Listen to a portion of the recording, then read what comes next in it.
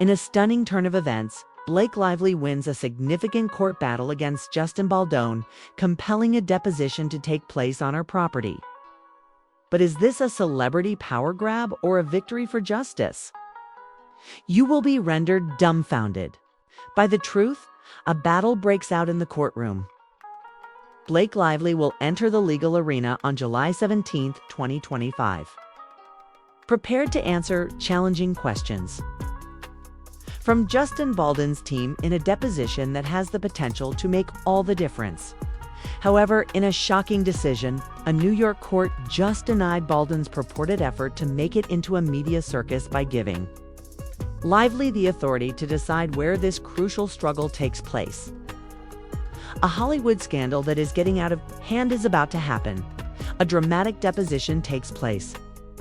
One of the darkest feuds in Tinseltown has arisen from the legal dispute between Blake Lively and Justin Baldoni, who co-starred in the 2024 smash film It Ends With Us. In a shocking revelation in December 2024, Lively's team accused Baldoni of sexual harassment, creating a hostile work environment, and launching a smear campaign to damage her reputation. In response, Baldoni filed a $400 million lawsuit, alleging that Lively, her husband Ryan Reynolds, and her publicist Leslie Sloan attempted to blackmail and libel him. Even if his allegations were rejected in June 2025, a trial is still scheduled for March 2026, meaning the conflict is far from done. The most recent phase involves a heated dispute about the location of Lively's deposition. Lively's camp objected to Baldoni's legal team's campaign for their Park Avenue office at Meister, Selig and Fine, which was headed by attorney Brian Friedman. At every opportunity, Justin Baldoni's attorney has attempted to turn this case into a public spectacle, even suggesting that tickets be sold for a televised deposition at Madison Square Garden. People were informed by Lively's agents, who spoke in a contemptuous manner, with cameras and social media influencers rushing to document Lively's every move. They dreaded a paparazzi ambush. To maintain confidentiality and professionalism, her team insisted that the deposition take place at her lawyer's office, which is only a mile away. The request was laughed at by Baldoni's side. Her counsel's outburst has no place in this court. Even if Lively may have been able to take control of the movie, the main point of contention, by using her star position and foot-stomping, Friedman lost his temper. According to TMZ, his colleague Mitchell Schuster said that there was no proof of a media ambush and that their team would be inconvenienced by having to move the deposition, which would prevent them from having a quiet area to plan. The judge, however, didn't buy it. Lively obtained a protective order on July 14, 2025. Guaranteeing that the deposition would take place on her terms. Baldoni's team was instructed to notify attendees by July 15 at noon, and Lively was obliged to supply a computer for document access. A Hollywood rivalry taking center stage. Imagine this: the iconic Gossip Girl Blake Lively enters a deposition room with her head held high, confident that she has outwitted her rival. As his plan fails, Justin Baldoni, the former Jane the Virgin star who is now a filmmaker, is furious across the table. The stakes are quite high, and the tension is evident. This conflict goes beyond the law. In the center of Hollywood, there is a conflict between egos, power, and truth. Their worries were vividly depicted by Lively's crew. Baldoni's team created a media frenzy, with photographers positioned outside his lawyer's office, eager to capture images of a distressed person in action. The defendant seemed to be looking for another opportunity to get publicity. She accused Baldoni's crew of creating a derogatory PR stunt in her court complaint.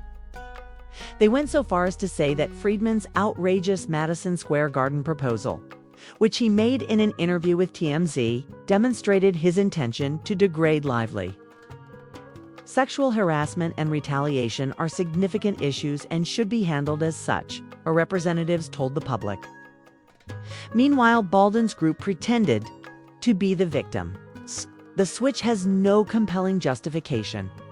They fought over how the offices were essentially next to each other. Friedman stepped up, telling TMZ that Baldoni is someone who wants to be cleared and is aware of his wrongdoing. He maintained that conventional procedure should be followed throughout the deposition rather than caving into Lively's celebrity status.